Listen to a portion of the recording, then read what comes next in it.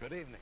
The television and radio stations of the United States and their affiliated stations are proud to provide facilities. Nixon. In the election of 1860, Abraham Lincoln said the question was whether this nation could exist half slave or half free. In the election of 1960, and with the world around us, the question is whether the world will exist half slave or half free, whether it will move in the direction of freedom, in the direction of the road that we are taking, or whether it will move in the direction of slavery. I think it will depend in great measure upon what we do here in the United States, on the kind of society that we build, on the kind of strength that we maintain. We discussed tonight domestic issues, but I would not want that to be any implication to be given that this does not involve directly our struggle with Mr. Khrushchev for survival. Mr. Khrushchev is in New York, and he maintains the communist offensive throughout the world because of the productive power of the Soviet Union itself. The Chinese communists have always had a large population, but they are important and dangerous now because they are mounting a major effort within their own country. The kind of country we have here, the kind of society we have, the kind of strength we build in the United States will be the defense of freedom. If we do well here, if we meet our obligations, if we're moving ahead, then I think freedom will be secure around the world. If we fail, then freedom fails. Therefore, I think the question before the American people is, are we doing as much as we can do? Are we as strong as we should be? Are we as strong as we must be if we're going to maintain our independence? And if we're going to maintain and hold out the hand of friendship to those who look to us for assistance, to those who look to us for survival? I should make it very clear that I do not think we're doing enough, that I am not satisfied as an American with the progress that we're making. This is a great country, but I think it could be a greater country. And this is a powerful country, but I think it could be a more powerful country. I'm not satisfied to have 50% of our steel mill capacity unused. I'm not satisfied when the United States had last year the lowest rate of economic growth of any major industrialized society in the world, because economic growth means strength and vitality. It means we're able to sustain our defenses. It means we're able to meet our commitments abroad. I'm not satisfied when we have over $9 billion worth of food, some of it rotting, even though there is a hungry world, and even though 4 million Americans wait every month for a food package from the government, which averages 5 cents a day per individual. I saw cases in West Virginia, here in the United States, where children took home part of their school lunch in order to feed their families, because I don't think we're meeting our obligation towards these Americans. I'm not satisfied when the Soviet Union is turning out twice as many scientists and engineers as we are. I'm not satisfied when many of our teachers are inadequately paid, or when our children go to school part-time shifts.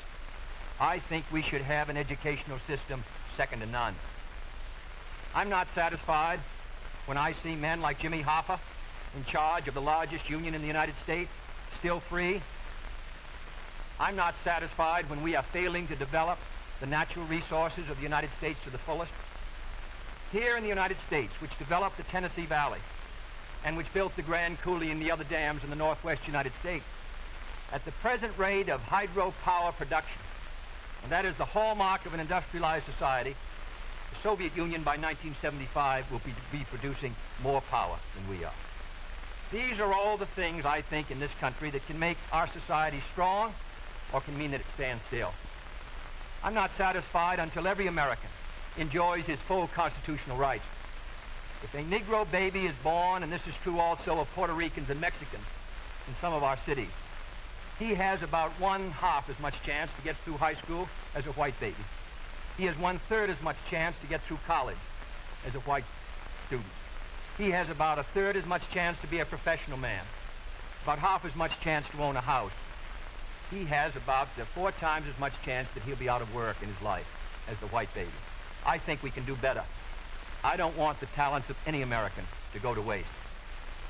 I know that there are those who say that we want to turn everything over to the government. I don't at all. I want the individuals to meet their responsibilities. And I want the states to meet their responsibilities. but I think there is also a national responsibility. The argument has been used against every piece of social legislation in the last 25 years. The people of the United States individually could not have developed the Tennessee Valley. Collectively, they could have. A cotton farmer in Georgia, or a peanut farmer, or a dairy farmer in Wisconsin or Minnesota, he cannot protect himself against the forces of supply and demand in the marketplace, but working together in effective governmental programs, he can do so. 17 million Americans who live over 65 on an average Social Security check of about $78 a month. They're not able to sustain themselves individually, but they can sustain themselves through the Social Security system. I don't believe in big government, but I believe in effective governmental action. And I think that's the only way that the United States is going to maintain its freedom. It's the only way that we're going to move ahead. I think we can do a better job. I think we're going to have to do a better job if we are going to meet the responsibilities which time and events have placed upon us. We cannot turn the job over to anyone else. If the United States fails, then the whole cause of freedom fails. And I think it depends in great measure on what we do here in this country. The reason Franklin Roosevelt was a good neighbor in Latin America was because he was a good neighbor in the United States. Because they felt that the American society was moving again. I want us to recapture that image. I want people in Latin America and Africa and Asia to start to look to America, to see how we're doing things, to wonder what the President of the United States is doing, and not to look at Khrushchev or look at the Chinese communists. That is the obligation upon our generation. In 1933, Franklin Roosevelt said in his inaugural that this generation of Americans has a rendezvous with destiny. I think our generation of Americans has the same rendezvous. The question now is, can freedom be maintained under the most severe attack it has ever known? I think it can be. And I think in the final analysis, it depends upon what we do here. I think it's time America started moving again. And now the opening statement by Vice President Richard M. Nixon. Smith, Senator Kennedy. The things that Senator Kennedy has said, many of us can agree with. There is no question but that we cannot discuss our internal affairs in the United States without recognizing that they have a tremendous bearing on our international position. There is no question but that this nation cannot stand still because we are in a deadly competition. A competition not only with the men in the Kremlin, but the men in Peking. We're ahead in this competition, as Senator Kennedy, I think, has implied. But when you're in a race, the only way to stay ahead is to move ahead. And I subscribe completely to the spirit that Senator Kennedy has expressed tonight, the spirit that the United States should move ahead. Where then do we disagree? I think we disagree on the implication of his remarks tonight and on the statements that he has made on many occasions during his campaign to the effect that the United States has been standing still. We heard that later. Looking then to this problem of how the United States should move ahead and where the United States is moving, I think it is well that we take the advice of a very famous campaigner. Let's look at the record. Is the United States standing still? Is it true that this administration, as Senator Kennedy has charged, has been an administration of retreat, of defeat, of stagnation? Is it true that as far as this country is concerned, in the field of electric power, in all of the fields that he has mentioned, we have not been moving ahead? Well, we have a comparison that we can make. We have the record of the Truman administration of 7.5 years and the 7.5 years of the schools. We have built more schools in these last 7.5 years than we built in the previous 7.5, for that matter, in the previous 20 years. Let's take hydroelectric power.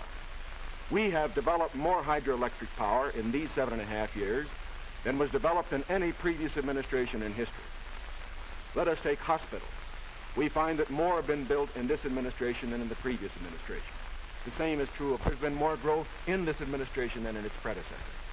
But let's not put it there. Let's put it in terms of the average family. What has happened to you? we find have gone up 5 times as much in the Eisenhower administration as they did in the Truman administration. What about the prices you pay? We find that the prices you pay went up 5 times as much in the Truman administration as they did in the Eisenhower administration. What's the net result of this? This means that the average family income went up 15% in the Eisenhower years as against 2% in the Truman years. Now, this is not standing still. But, good as this record is, may I emphasize, it isn't enough. A record is never something to stand on. It's something to build on. And in building on this record, I believe that we have the secret for progress. We know the way to progress. And I think, first of all, our own record proves that we know the way. Senator Kennedy has suggested that he believes he knows the way. I respect the sincerity with which he makes that suggestion. But on the other hand, when we look at the various programs that he offers, they do not seem to be new. They seem to be simply retreads of the programs of the Truman administration which preceded it. And I would suggest that during the course of the evening, he might indicate those areas in which his programs are new, where they will mean more progress than we had then. What kind of programs are we for? We are for programs that will expand educational opportunities, that will give to all Americans their equal chance for education, for all of the things which are necessary and dear to the hearts of our people. We are for programs, in addition, which will see that our medical care for the aged is much better handled than it is at the present time. Here again, may I indicate that Senator Kennedy and I are not in agreement as to the aim. We both want to help the old people. We want to see that they do have adequate medical care. The question is the means. I think that the means that I advocate will reach that goal better than the means that he advocates. I could give better examples, but for whatever it is, whether it's in the field of housing, or health, or medical care, or schools, or the development of electric power, we have programs which we believe will move America, move her forward and build on the wonderful record that we have made over these past 7.5 years. Now, when we look at these programs, might I suggest that in evaluating them, we often have a tendency to say that the test of a program is how much you're spending. I will concede that in all the areas to which I have referred, Senator Kennedy would have the federal government spend more than I would have it spend. I costed out the cost of the Democratic platform. It runs a minimum of $13.2 billion a year more than we are presently spending to a maximum of $18 billion a year more than we're presently spending. Now, the Republican platform will cost more, too. It will cost a minimum of $4 billion a year more, a maximum of $4.9 billion a year more than we're presently spending. Now, does this mean that his program is better than ours? Not at all. Because it isn't a question of how much the federal government spends. It isn't a question of which government does the most. It's a question of which administration does the right thing. And in our case, I do believe that our programs will stimulate the creative energies of 180 million free Americans.